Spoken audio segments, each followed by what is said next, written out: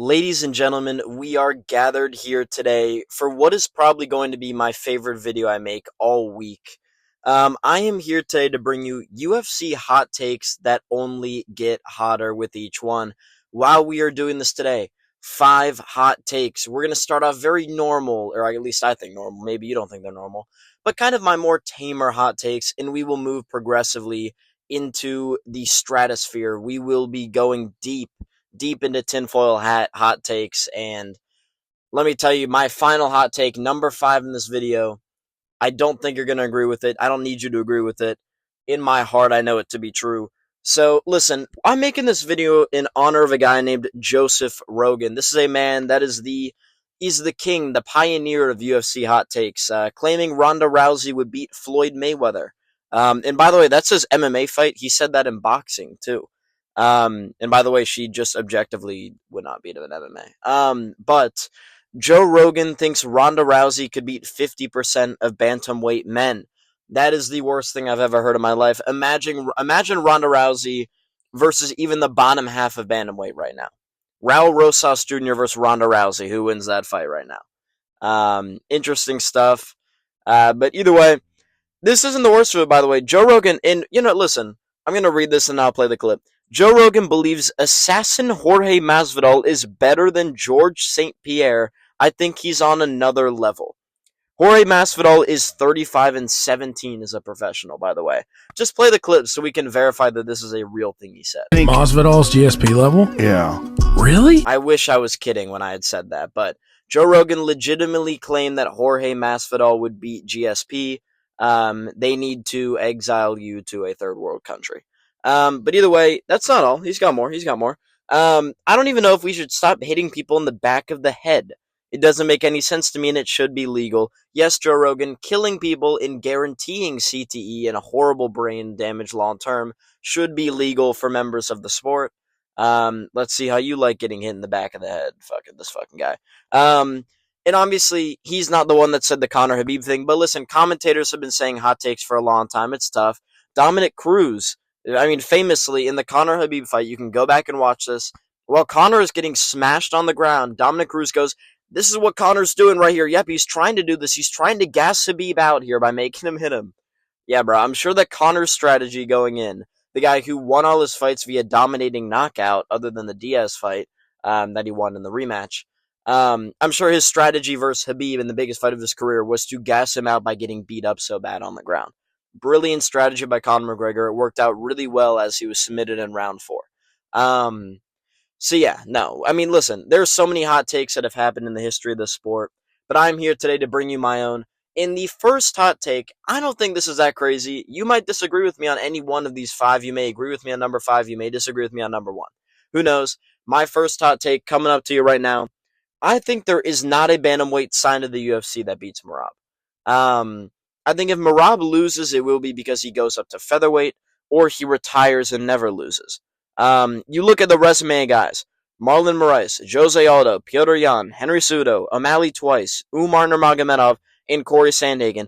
This is literally the best bantamweight has to offer.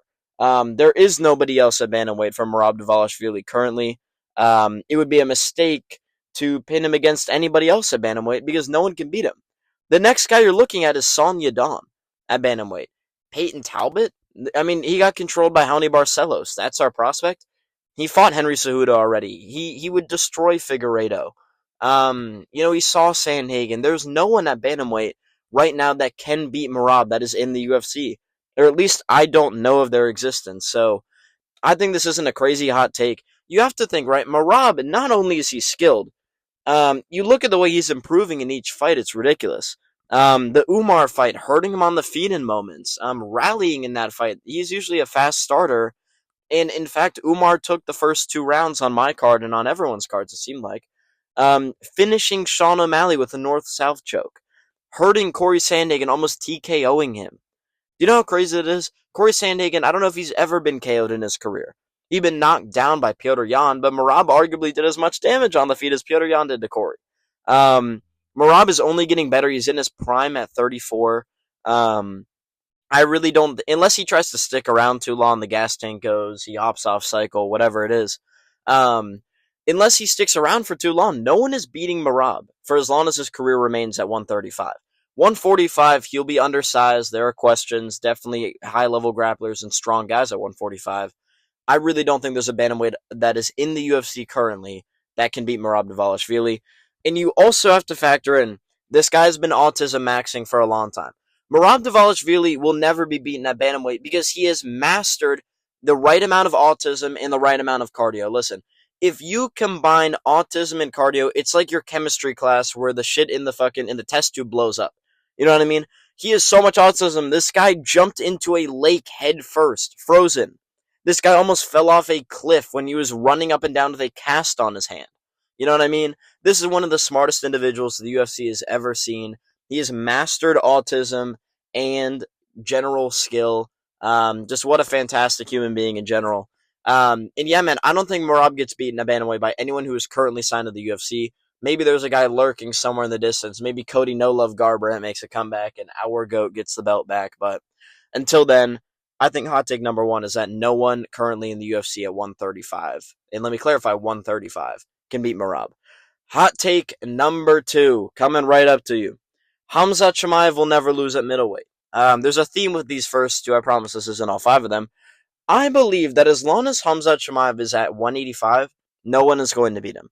The 185-pound division is so weak, and we'll talk about this in a second, but what he did to Dricus du Plessis was depressing. And this is a guy that Dricus du Plessis was able to defend takedowns. Is he stupid? Yes. Has he pulled mountain fights before? Absolutely he has. He's a dumb guy. He's a stupid individual. But he was beating everybody. Israel Adesanya, Sean Strickland, Robert Whittaker.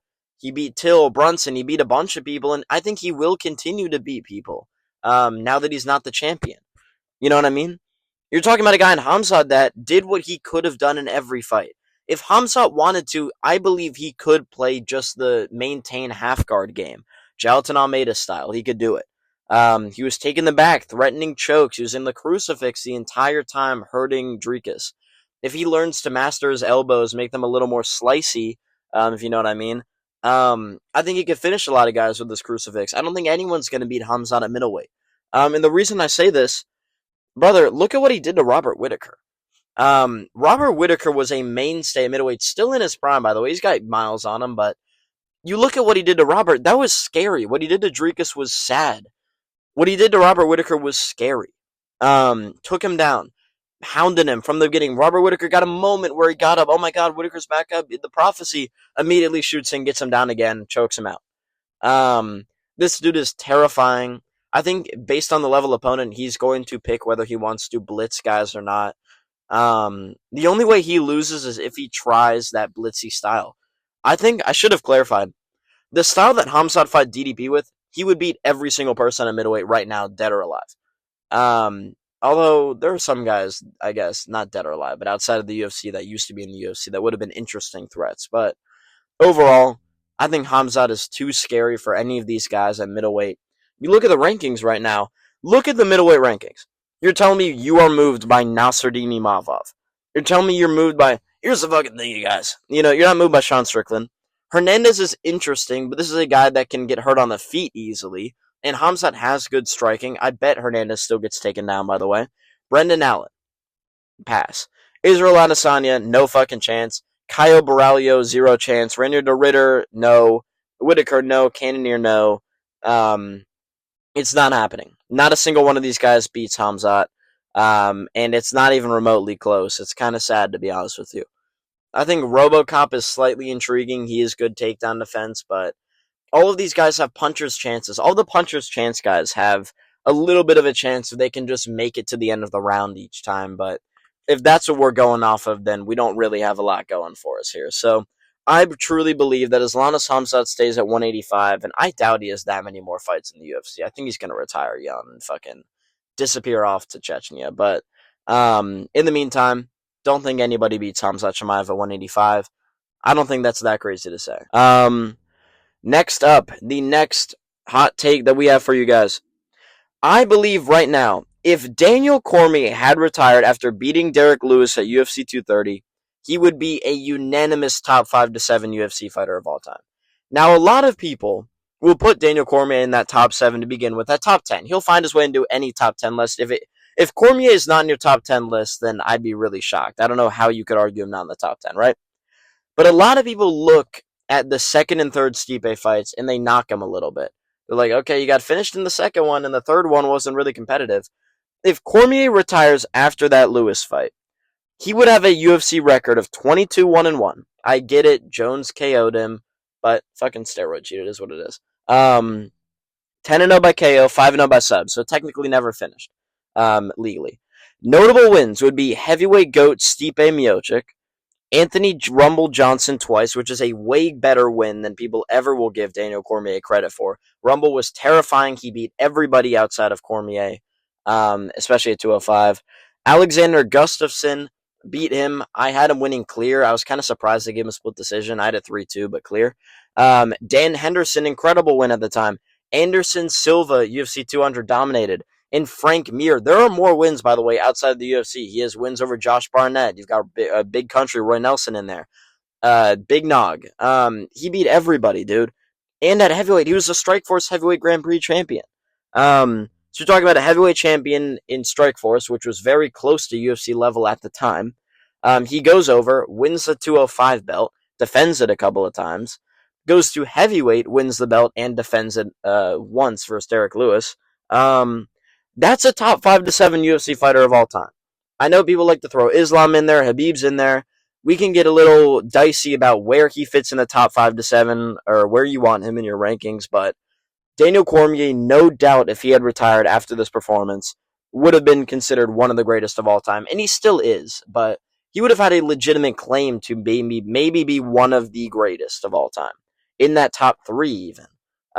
Just because of the legacy and the legendary reign he had. Talking about an Olympic medalist in Daniel Cormier, combat sports athletes, one of the best combat sports athletes of all time outside Henry Cejudo.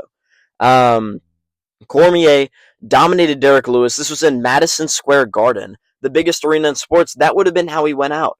And he has talked about this before. Play the clip of him talking about this. Right. I knew that at the end of the fight, I should have been done too. I'm sure it's a big regret in his career because really he could have been one of the greatest of all time.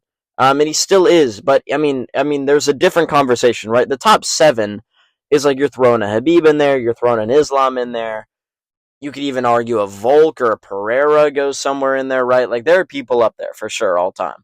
But Cormier would have been in that upper echelon of the top 5 to 7. Really the top 5. But, listen, man, people know DC now for, you know, being the commentary guy, being the funny black dude, the fat dude on commentary, right? But Daniel Cormier was a fucking monster back in the day, dude. What he was doing to guys, knocking out Stipe Miocic in round 1.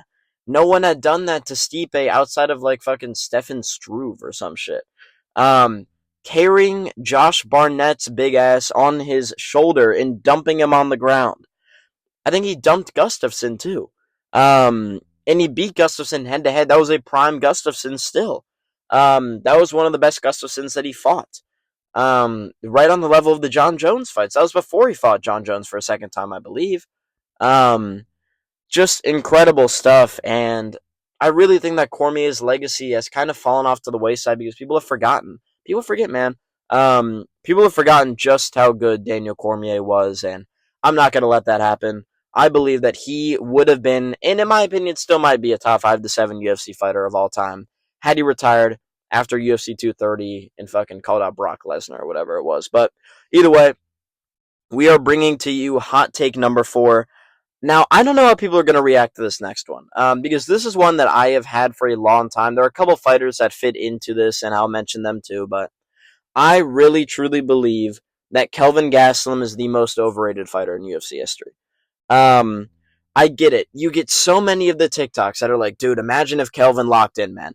Dude, if he was at 170, he was going to be champ, dude. Kelvin Gastelum was going to be champ at 170, best boxing, fastest hands. You know, he was a big what-if story, man. He just never got the diet right. You get Joe Rogan saying that all the time on his podcast. I always told Kelvin that if he went to 170, man, he could have been the champion. Against who? Who would Kelvin have beat that was the champ at 170? Let's go back in the history of 170. You tell me if Kelvin Gastelum beats them. And I mean, we'll think about this for a second. I'll tell you the champs I think he could have beat. So right now, the 170 champ is Islam. Fuck no, he doesn't beat Islam Makhachev. Any grappler he doesn't beat. So we're out on Islam, right?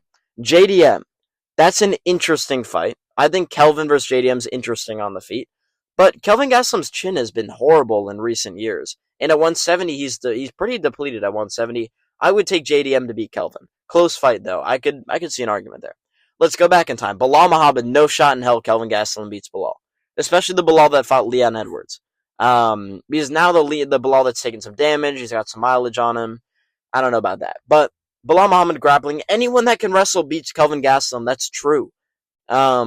He's always had holes in his wrestling defense, and everybody knows that has watched him fight. Now, in terms of, who was before Bilal? Leon Edwards. Leon Edwards is an interesting matchup. I bet Leon would grapple. I think Kelvin could beat Leon. So maybe one guy that Kelvin can beat. You go before Leon, you go Kamaru Usman, no chance in hell, and that was the guy who was reigning while Gastelum was really in his prime. If you really believe that Gastelum could have gone down to 170 and beat Kamaru Usman, you're out of your fucking mind.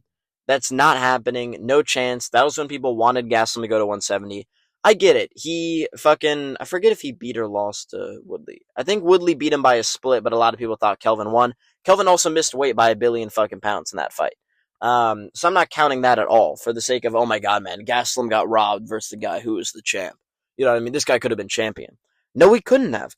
He made his entire legacy off of the Israel Adesanya fight, and he got knocked down 4 times. He hurt Izzy with a head kick, and then did some dumb fucking fight IQ shit and tried to take him down. He was tough as hell, and he fought like a warrior in that one fight. He was the little guy. He was Rocky. He was kind of like Andy Ruiz, but in the UFC. It was one magical night where Gastelum still lost. And people have always used this as a reason to say, oh my god, man, imagine if Gastelum had just locked in on his career. Let's look at Kelvin Gastelum at 170 the last time he was there. He made the weight clean at 171, I believe. Fought Sean Brady, a guy who was just KO'd by Michael Morales, right? This is a guy that if you want to be a champion at 170, you got to beat Sean Brady, right?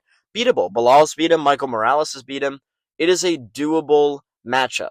And ultimately, you have a guy in Sean Brady that took Kelvin Gastelum down 5 out of 5 times, controlled him for 9 minutes out of like the 12 minutes the fight lasted. Kelvin Gastelum landed 18 total significant strikes, never was able to get up off of his back. He had one moment where he reversed it and then lost the position immediately, and had 3 submission attempts put on him before a Kimura was landed. People have so much respect for Gastelum. He was minus 105. You could have gotten Sean Brady at a pick'em odds versus Kelvin Gastelum in this fight. That's how overrated he is. I think it is ridiculous, the odds that Kelvin Gastelum is given in some fights, in the favorable matchups he gets on top of that. Let's look at Kelvin Gastelum versus good opponents real quick, because now that we're here, right? This guy's so fucking fat, by the way. Kelvin Gastelum is so fucking fat. This guy has a literal YouTube channel named Missing Weight with Kelvin Gastelum. This is what you're doing instead of training to be a UFC fighter. You're eating fucking tacos. That's not racist. He's literally eating tacos on his YouTube channel saying, I'm missing weight. Oh my god, man, the birria tacos are my favorite. Brother, fucking lock in on life. You're 34 years old. You know what I mean? Unbelievable stuff. But either way, Kelvin Gastelum versus ranked opponents at 170 and 185. Put your bets down below what you think his record is versus this guy who, if he just locked in, he'd be amazing. Kelvin Gastelum versus elite opponents, 5 and 10. Kelvin Gastelum is 5 and 10 versus guys I consider to be ranked level opponents or ranked opponents. I'm not counting the wins. I mean, these are good. These are decent wins. A win over Chris Curtis is decent. But I mean, Curtis isn't fucking good. I'm not really counting that as like, oh my god, man, Gastelum's future champ. You know what I mean? If you beat Chris Curtis, I'm not like, holy shit, dude, you're the next level. You know what I mean? Roman Kopylov beat Chris Curtis. Look what happened to him in his last 2 fights. Not impressive. Daniel Rodriguez, holy shit, man, you did it. You know, you look at his fight with Dustin Stoltzfus. This guy went to fucking war with Dustin Stoltzfus in September. Like life and death war. Incredible fight, by the way. Dustin Stoltzfus has been finished 4 times in the UFC. He's been finished by Rodolfo Vieira, Gerald Mearshart, Bruno Ferreira, and Abus Magomedov. And Kelvin Gastelum went life and death with him. Yeah, bro, I'm sure that fucking Gastelum can still be champ. You know what I mean? it's just, I think his legacy is so incredibly overrated because of the Israel Adesanya fight. People are like, man, Kelvin Gastelum, legend of the sport, you know what I mean? Just one of the greats, really. And you look at his Vitor Belfort KO got overturned, too. Like, it didn't even count. You know what I mean? I don't know, man. It annoys me when I see the legacy of Calvin Gastelum get propped up because of one fight where he didn't win. This is like, and I share this opinion with Pedro Munoz too. I don't know how many of you guys fuck with Pedro Munoz, but Pedro Munoz's only legit win in UFC in his entire UFC career was against Cody Garbrandt at UFC 235. His one shining moment.